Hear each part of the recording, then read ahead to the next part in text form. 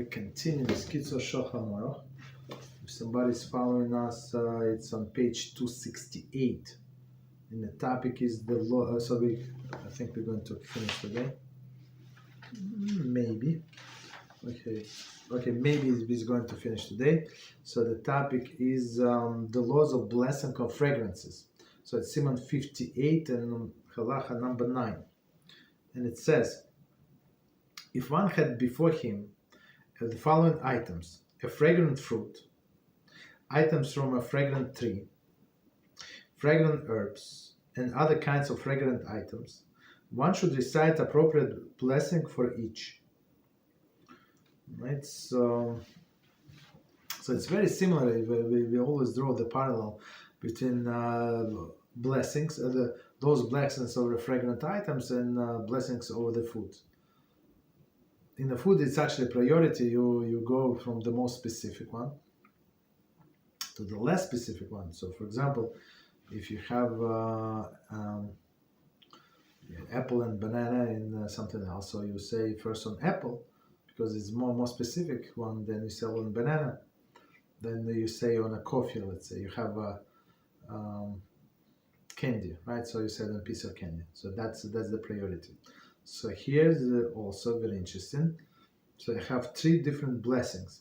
So one is a fragrant fruit, so one blessing from fragrant tree. So a tree could be a fruit tree or not, but it's not the fruit itself.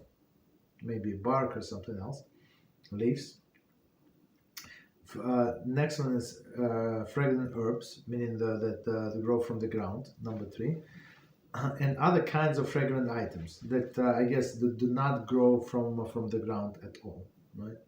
One should recite the appropriate blessing for each, meaning in this case like 4 blessings. Commentary. This is there is when which one can be taken separately. Then each individual fragrance cannot be isolated. Recite Barnei Mineve Samim. CCF 12. Okay, so we're going to get to 12. So it's very interesting. So he said if we can do on each one separate, we do separate. But if it's they mix, you do on only one blessing. Same as if you draw the parallel to food. So if you have a salad, right, and you have this apples and bananas, but in a fruit salad. So of course you're not going to make 2 blessings. You're going to make only 1 blessing. So if it's like separate, like like apple, but even sliced apple and sliced banana, so it's not salad, so you make different separate blessings. But if it's mixed, you have 1 blessing.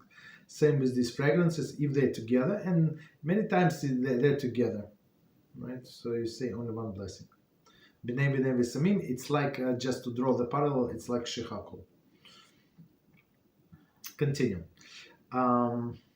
First, he should recite the blessing upon the fragrant fruit, right? So as we said before, the most specific one. After that, upon the fragrant items from the tree, so it's also very specific, right? After that, upon the fragrant herbs, so meaning something that grows from the ground, also more specific. And after that, all kinds of fragrances, meaning it's that not grow from the ground. Commentary. The most specific blessing are to be recited before the less specific blessings. So see above 55.4. Yeah, I think it's about fruit, about foods. Mishnah Brura 2:1640 writes that one is normally prefers smelling, if one prefers smelling herbs over the items from fragrant trees or shrubs, he should recite the blessing upon the herbs and smell them before reciting the blessing of the smelling the item derived from fragrant trees. Okay, so Mishnah Brura says, and we actually had this one opinion in Kitzur Shulchan Aruch, and it's actually not, it's only Kitzur, it's Shulchan Aruch as well. I mean, we try not to go by this opinion. I mean, only if it's everything is the same, right? So you go by whatever you like, whatever your preference, right? But Mishnah Brura says, yes, if you like, this preference is not necessary, right? And it's a big difference between this blessing over the other fragrances. For example, as we said, if you say the over the fruit on a part of the tree, so it's not going to cover. And opposite is also true, right? But when we say for by mistake, right, the blessing the fruit of the ground on the fruits, there is no problem. So after the fact, it's covered. Okay, but not so in the case of the fragrances. So it's very interesting. So he said, so even though so it's proper to go it from more specific to not, but if you prefer, you have a special preference, there is no problem. You say a blessing or whatever you prefer, and then the rest. But you have to say the blessing on the rest. Okay, so continue. When faced with two blessings, one upon eating food, another upon smelling the fragrance of another item, one should recite the blessing about the food first. See Mishnah Brura 2:16.4. So it's very interesting comment. So a person has two blessings to make. One is on the fruit, on a food, and one is on a smell. So and person makes a blessing on a smell first. It does not explain here, but it's my logic that I mean from just derived from the logic. I think because on food we say more often. That's why it takes precedence. But I'm not sure that's what I think logically. Okay, so continue. So CF number 10. Generally, when recite a blessing upon a fragrance, one should grasp the fragrant item with his right hand, recite the blessing, and then smell it. One should not recite the blessing before picking it up, since the blessing should be recited immediately prior enjoying it. In this CF Kitzur details, the blessing should be recited upon fragrance that one cannot hold his hand while reciting the blessing. Okay, so let's try to understand. Just to draw the parallel with food, it's exactly the same requirement. So it says before you say the blessing on any type of food, you hold it with the right hand if you're righty. If you're lefty, you do it with the left hand, your dominant hand, whatever is your hand, right?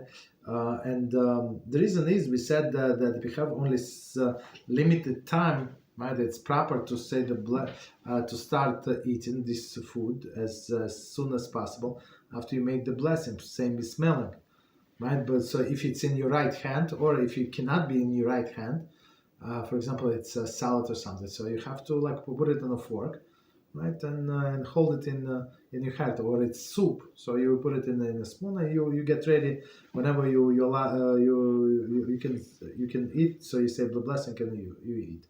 Same with fragrance, so make sure it's 100% ready. Okay, in your right hand. Continue. When burning incense, there is a practice of placing spices on the burning coals. In order to bring out the pleasant fragrance, one recites the blessing upon it after the smoke begins to rise from the coals, but before aroma reaches him, as one does with any other blessing over the physical pleasures. So again, okay, so one thing we have to remind us. So before deriving any physical pleasure, so we have to say the blessing. You have to thank HaShem. So now with this smoke, just one second, what do you call placing spices on the burning coals? And it says that actually in Rambam, I think Kitzur Shulchan Aruch copied, I think. So in your house it has to be fresh air. You have to air it from time to time, and you have to burn these fragrances, right? For a pleasant smell in the house. Especially in olden days when people go to the bathroom in the house in a bedroom, right, on a chamber pot. So of course it would not smell always good, right? Okay, so what do they do? They put these fragrances on a coals, right, and then right it start burning. So I mean, it's as soon as you see the smoke, I think there's the smell is to follow. Okay. So and he said the blessing. Okay. Continue as on all physical pleasures. Commentary. As with all other blessing upon the physical pleasure, one recites the blessing just before he becomes experience that pleasure. For example, one recites the blessing upon food before beginning to eat or drink. In this case as well, when one is to recite the blessing just before one begins to smell the pleasant fragrance. Okay, very simple and straightforward. Okay, continue. However, one should not recite the blessing before the smoke rises. So, meaning maybe it's going to be delayed. That's my guess. For we require that the blessing be recited close to the time when enjoyment will take place. Exactly. So, as same with food. So you're ready with your spoon of soup, right? To say the blessing, or with the bread. So you have this bread in your hand, or with this spices, right? So it's when it starts to smoke. Commentary. To recite the blessing before the incense begins to burn is too far removed from the actual enjoyment. So as I said, maybe it's going, maybe it's like wet a little, so it's not going to produce smoke, right? A smell, I guess. Also a problem. So, but when you see the smoke, that means that the smell is going to come. Mishnah Brura 2:1648 writes that in the event that he did recite the blessing before the incense began to emit smoke, he has nevertheless fulfilled his obligation and should not repeat the blessing as long as he did not interrupt between the reciting of the blessing and beginning to enjoy the fragrance. So one more time. So Mishnah Brura writes that even that he did recite the blessing before incense began to emit smoke, has nevertheless fulfilled the obligation and should not repeat the blessing as long he did not interrupt between the recital of the blessing and beginning of the enjoyment fragrance. See 55. So in 55, if I understand correctly, so we would say, so it's proper, to say the blessing, to start enjoying the food, for example, after persons make the blessing, maybe 1 or 2 seconds after. That's proper. 3 seconds, okay, whatever it takes. I mean, meaning that you're very, very ready, right? But it says there, if one delayed, but with a silence, so after the fact, it's not considered to be interruption. Of course, there is like a limit, like how much silence it could be, but even a few seconds, it's not considered to be, like few extra seconds, even like I would say maybe 40 seconds is not going to be an issue in this case. Okay, so continue. If the incense was made from the type of the tree or shrub, he recited the blessing Bare Atzeve Samim. So shrub is, as we said, it's just to remind us, also considered to be a tree. So if it survives the winter, that's all of the branches stay above the ground, or most of the branches, right? So it's called the tree. So he recited the blessing Bare Atzev V'Samim, who created the fragrant trees. If the incense was made from a fragrant herb, if the incense comes from, I'm sorry. I'm sorry.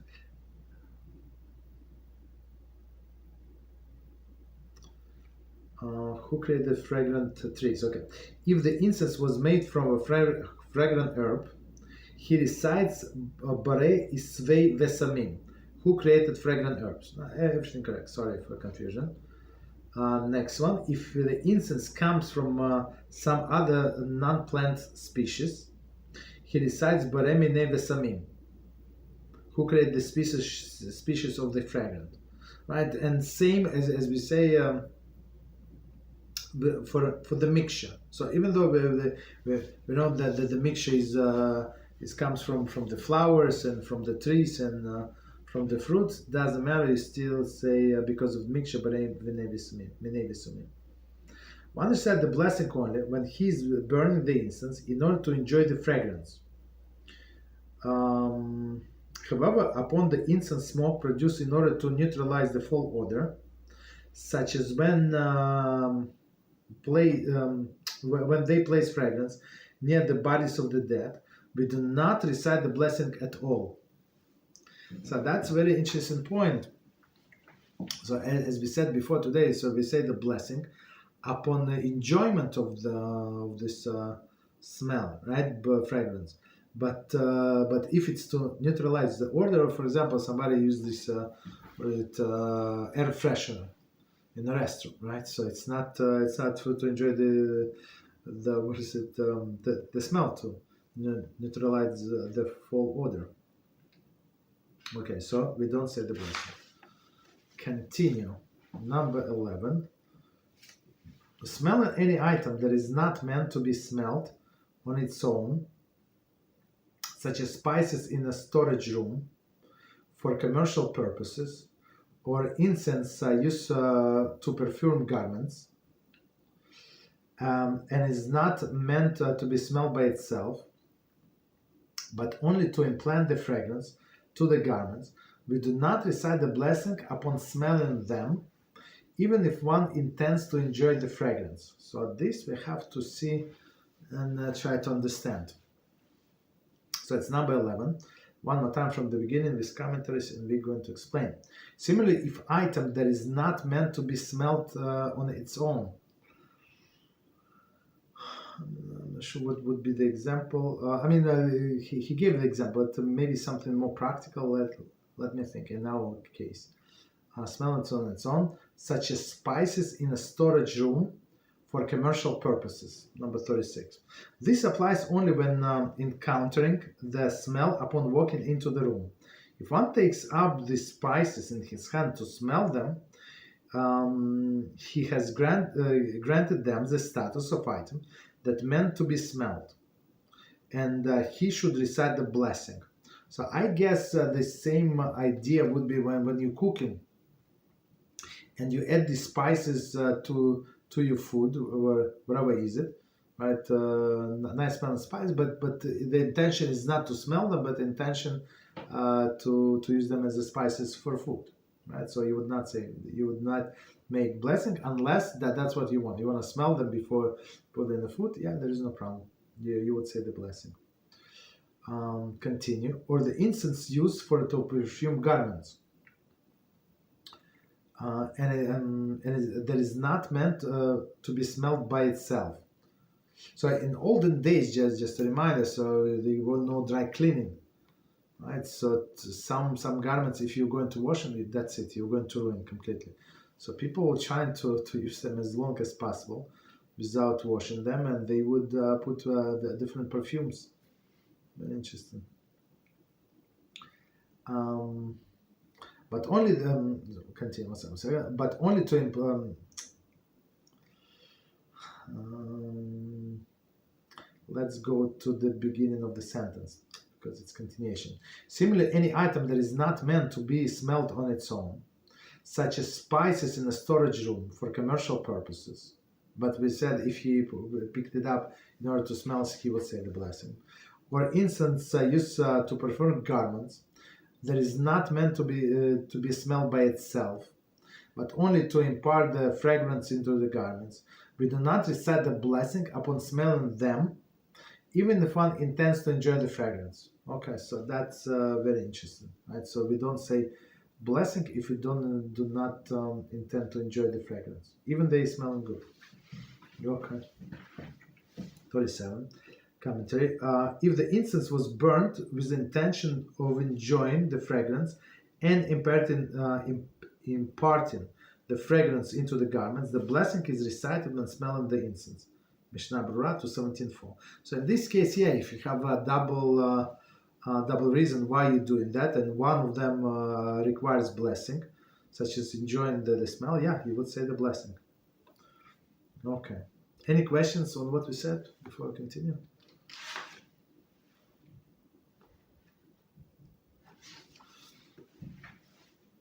Okay, so next one is number 12. So it looks like we're going to finish this chapter today.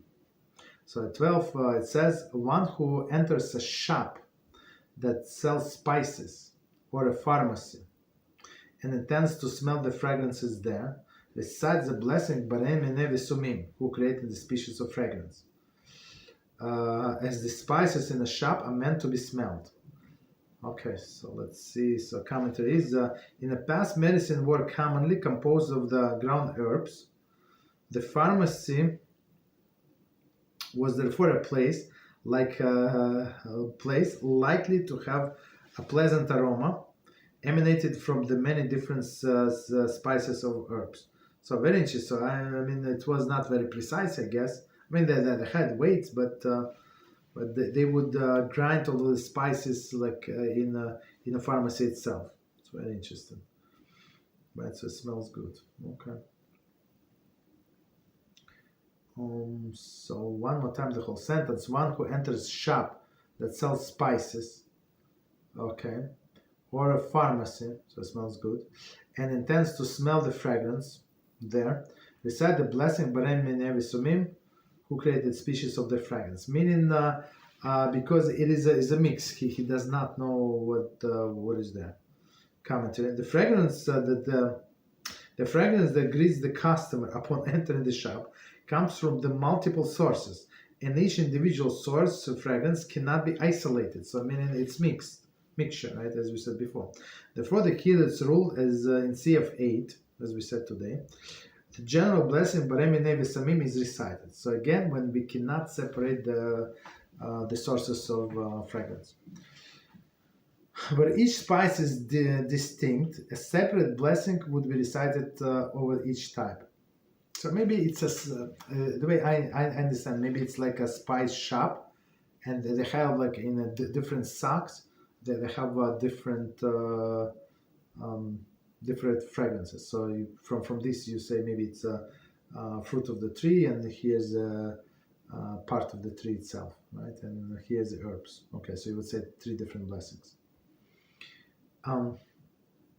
Spices in the shop are meant to be smelled, right? So you say the blessing because they're for smell. If the owner of the shop wants people to smell the fragrances, so that will be motivated to purchase them.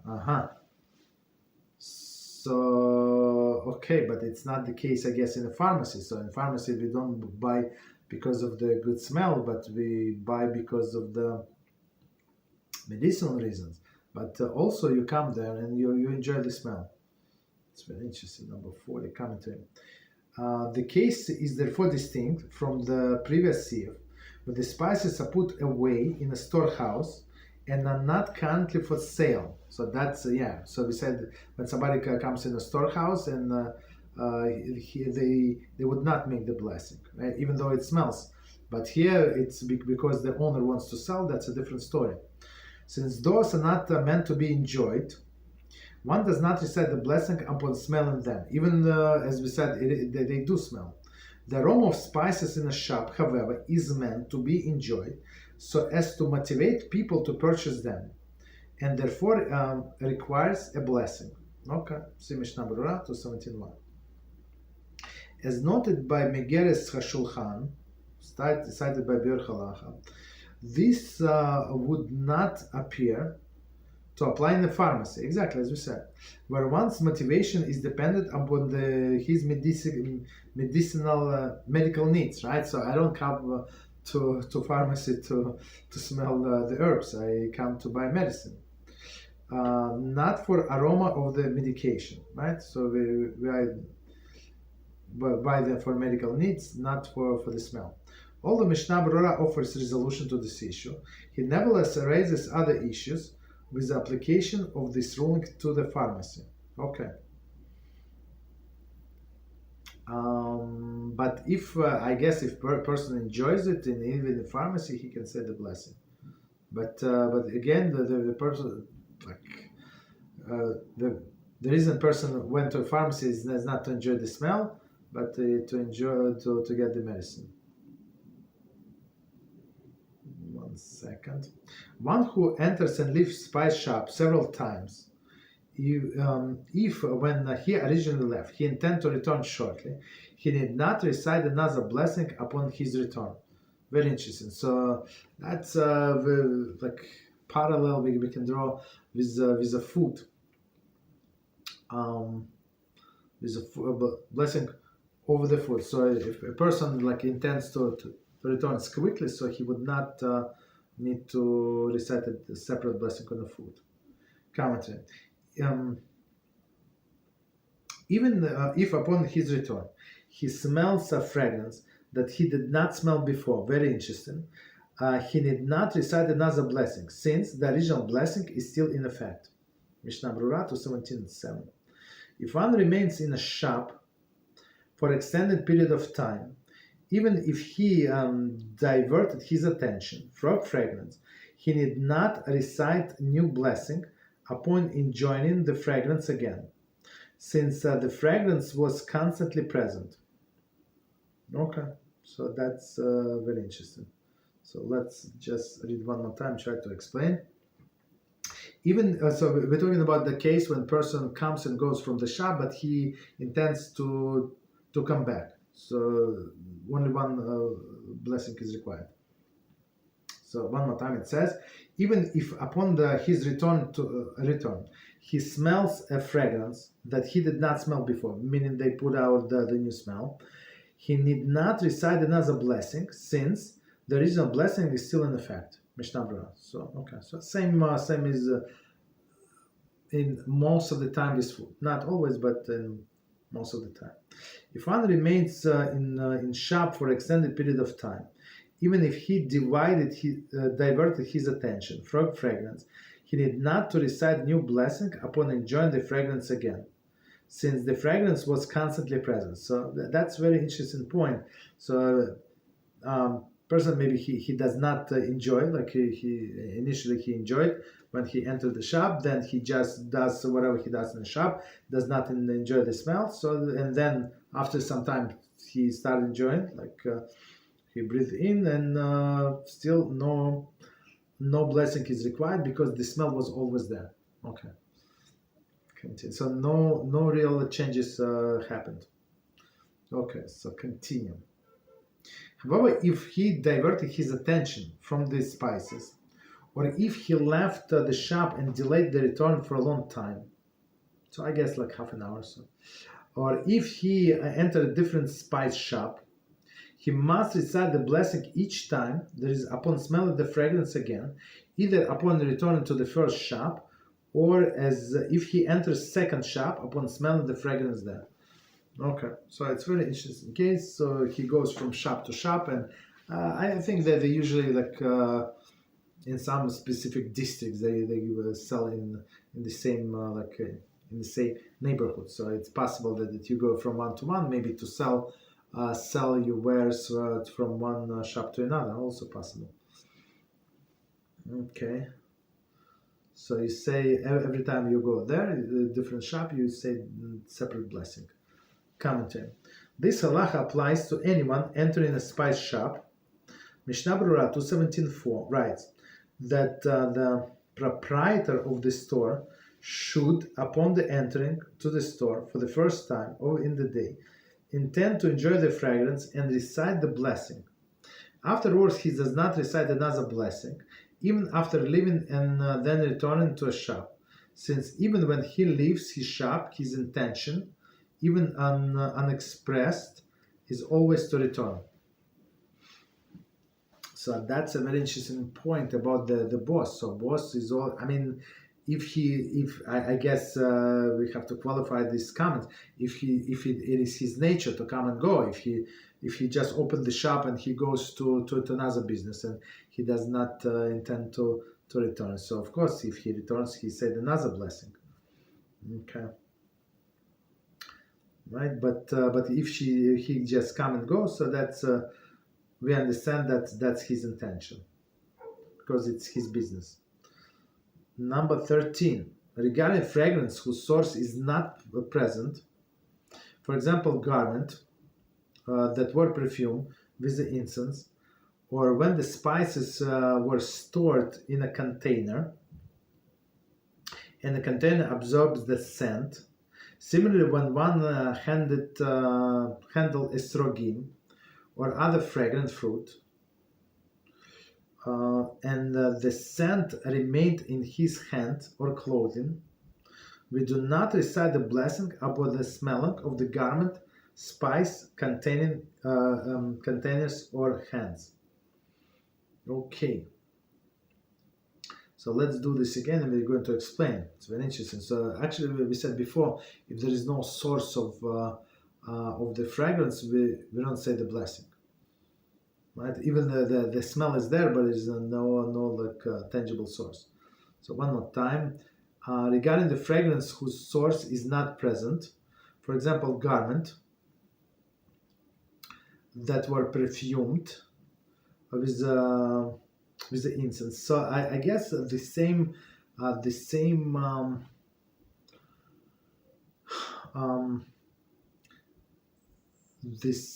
halacha would be for perfumes. So somebody put perfume on themselves, so the perfume dried. I don't know, it's fast, right? So it's no longer there, but the smell stays. So that's why we don't say the blessing. Or when the spices were stored in a container, and container absorbed the scent, right? That's common. So we don't say the blessing on this smell.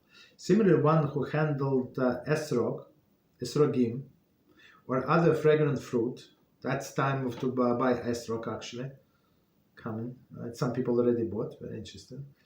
And the scent remained in his hands or clothing. We do not recite the blessing upon smelling the fragrant spice containers and hands. Okay. So continue. Number 14. Right. So again, we will not say the blessing because it's there is no source of smell. Okay. Continue. Number 14 in Siman 152. So it's far ahead. Siv 10. It will be explained that it is prohibited for a man to smell a woman's fragrance. Commented. But it's a different reason. Kitzur there addresses the laws pertaining to one's wife while she's nida. Okay. This prohibition certainly applies if the other woman who also forbidden to him. Mishnah Brura. See also the further discussion. 2:17-16. That's very interesting. So one more time. That it is prohibited for a man to smell woman's fragrance. Commentary. There is a fragrance worn by a woman, for example, in a container around her neck, or carried in her hand or mouth. Remato 17:4. Even if she is not wearing them at this time. So it's from a Talmud. So the women used to, some of them, again, because people did not take shower every day, so that's one of the reasons. So the woman would wear this bottle with perfume around the neck or on a hand, on the wrist, and what else? No, that's it. Yeah, only. Yeah. I know it says his or mouth. I'm not sure about mouth. Okay, but okay. So meaning that the source of the smell is there. Meaning it's not only the smell, but you see the perfume is there. So okay, so it's forbidden to prohibited for a man to smell the woman's perfume. It will be taught that it is forbidden to smell fragrance produced by idol worship. right? I guess for Buddha and other, like I think in churches they also do. I'm not sure if it's the smell or not. I'm not sure. Idol worship. Certainly, then one smells such fragrance, it is forbidden to recite the blessing upon them. So two reasons. So, if, for example, if a woman comes with this cloud of perfume around her, first of all, there is no source, no source of the smell, right? It's only, I mean, it's only smell, but there is no source. And second, it is forbidden to smell this woman. So I guess for men it's a second reason. It is forbidden to smell, and for women there is the first reason, because there is no source of the smell, so they don't say the blessing. Okay. I guess so. Any questions? We finished the CF.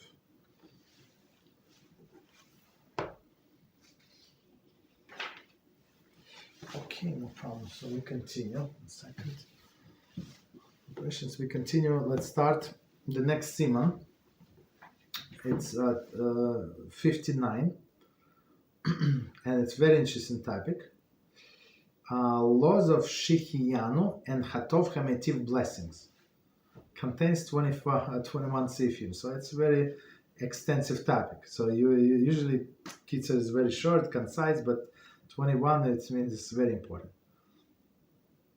So number one, upon good tidings that one heard from a trustworthy person who personally witnessed the occurrence, and certainly if he himself saw the occurrence, the halacha is that if the occurrence is beneficial to him alone, he recites Shihiyanu blessing.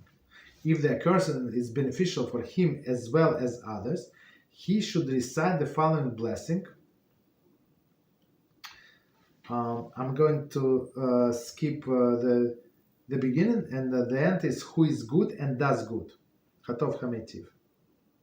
Okay. The meaning of the blessing is God is good to him. There is to one recited the blessing, and also does good to his fellow. There is other participants of this beneficial occurrence. Okay. If at the time that he sees the occurrence or hears the good tidings, he is unable to recite the blessing because either his body or his location is unclean. He may recite the blessing later after he washing his hands or leaving the unclean location. The same applies to the blessing of Dayan Hamemes, the sure judge. Discuss in following CF. Okay. So basically in this Siman we're going to discuss all this blessing upon hearing the news, whether it would be good news or not such a good news, whether it applies to you personally or you and somebody else, or some like bad news. Okay, so let's do from the beginning. So it's upon good tidings, the commentary is there is a tiding that gladdens one who hears them. Mishnah Berurah 2:2-3. Okay, so good news that one heard from a trustworthy person who personally witnessed the occurrence. So very interesting. So it says that one heard from a trustworthy person. Why is that? Like, what's the difference? What if he's not so trustworthy? The difference is that you're going to say that the blessing of HaShem. So you don't want to be in vain if it's report is not true. If it, like, some people just make up things. So that's you don't want to say the blessing if it's not true, right? So if trustworthy person. And certainly, if he himself saw the occurrence or something good happened to him, the halacha is that if the occurrence is beneficial to him alone, for example, one who received the word that he is the sole recipient of inheritance. So it's very good example, right? On one hand, when you are the sole recipient of the inheritance, somebody died. But on the other hand, you're very glad that you, not because somebody died, maybe your aunt was 116 years old, right? So that's no problem, right? But because you got the inheritance. So here recites Shihiyanu blessing. Commentary. The full text of the blessing, I'm I'm going to skip the beginning. Who kept us alive and sustained us and brought us to this season. So this Shechianu blessing is actually, we say every time during the holidays. During the holidays, I think, if I'm not mistaken, even when you will light candles for Yom Kippur, you say this blessing. I think we have to double check. So, but on holidays, Rosh Hashanah for sure we say on both days, and on all other holidays as well. At least major holidays, yeah, we say the blessing. Okay. The halachas pertaining to this blessing are discussed in greater details and later in this Siman, of course. So meaning who kept us alive. So he said, HaShem, thank you that I live to be witnesses of your beneficence, right? So okay. Continue. If the occurrence is beneficial to him, as well for to others, he should recite the blessing. I'm going to skip the beginning. Who is good and does good, right? And it's very interesting. Who is good and does good. Hatov Hametiv. Commentary. When the occurrence does not affect him at all and only others, one does not recite the blessing. It's very interesting. So if it's you only, yes, you recite the blessing. You and other people, you recite the blessing. And but when others, so you do not recite the blessing. So it's a very interesting question. Why? What is the problem? Maybe I'm very happy for that people. So that's very good questions. Hashkafa question answer would be, usually people cannot be so sincere and truly be happy for the others as they would be for themselves. So even though there is exception to the rule, but we don't go, halacha is not going by exception, by general practice. Okay. If at the time that he sees the occurrence or hears the good tidings, he's unable to recite the blessing, so somebody in the bathroom, because either his body or his location is unclean, regarding the requisite state of cleanliness of the body and location for one to recite the blessings is Siman 5. Siman 5, it's the very beginning, so I think there we would discuss the Shema. So, and there we said that some people, they in constant state of uncleanliness. So, and unfortunately, very, very bad situation, very, very sad situation. Somebody have hemorrhoids, right, and they bleed constantly. That's the problem, right? So they would not be able to say the blessing because the body is not clean. Okay, but if it's only temporary, that's what Kitzur is saying. He recite the blessing later, after washing his hands or leaving the unclean location. Okay, so sometimes when he touched something dirty, right? So he needs to clean his hands. As we said, if our hands are impure, it's not even dirty, impure. So maybe you scratch yourself, this and that. So same as we must wash our hands before prayer. We must wash our hands before studying the Torah, and we must wash our hands before saying Hashem's name, making the blessing. Absolutely, those all have the same requirements. The same applies with the blessing Dayan Ha'emes, the true judge. So Dayan Ha'emes we usually say when